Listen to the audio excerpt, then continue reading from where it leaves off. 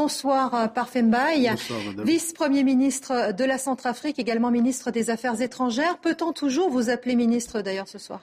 Oui, je crois, à partir du moment où le décret qui mettait en place le gouvernement d'union nationale n'a pas encore été rapporté, je suis toujours, pour l'instant, vice-premier ministre des Affaires étrangères.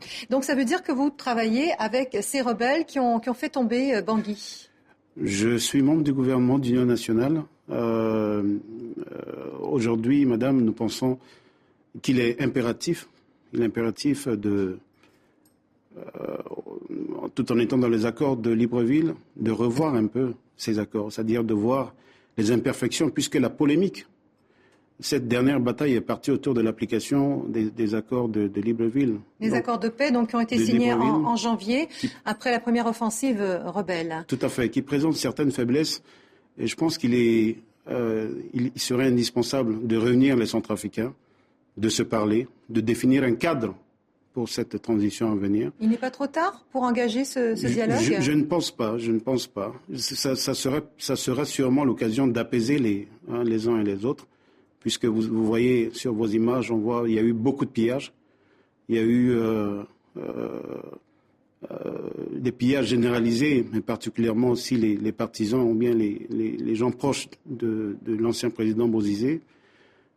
Moi-même, beaucoup de collègues, le président de l'Assemblée, certaines personnalités ont vu leur domicile totalement pillé.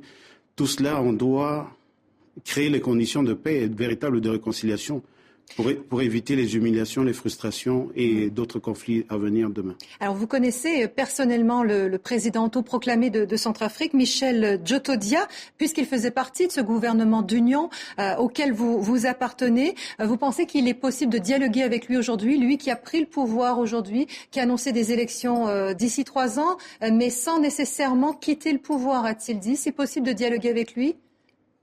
Je crois qu'il l'a dit. Mais vous savez, l'expérience a montré qu'il faut un cadre précis. Il faut un environnement précis. Il faut un chronogramme précis. Nous souhaitons, puisque nous sommes au cœur de l'application des accords de paix de Libreville, je le dis encore, pour éviter d'autres conflits à venir, il faut une concertation nationale. Il faut que toutes les parties qui ont participé aux accords de Libreville puissent se retrouver, voir les faiblesses de ces accords-là, les renforcer, et cela permettra aussi aux Centrafricains d'avoir une petite tribune pour discuter et dialoguer. Alors un des points que la rébellion évoquait justement à propos de cet accord, c'était la présence des troupes étrangères et notamment sud-africaines. Les rebelles de la Séléka réclamaient leur départ. C'est quelque chose qui est envisageable selon vous ?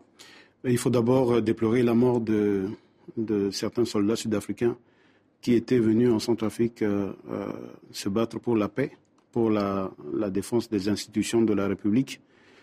On ne peut jamais se réjouir de la mort d'un homme. Bien sûr, il y a beaucoup de Centrafricains qui ont perdu la vie. Il va falloir que ce drame puisse être géré pour ne pas, créer des situations de frustration et présenter les condoléances à l'État, à la République d'Afrique du Sud. Ce serait une bonne chose. Nous le faisons en notre qualité de ministre des Affaires étrangères. C'est dommage qu'on puisse en arriver là, mais il va falloir gérer tout cela.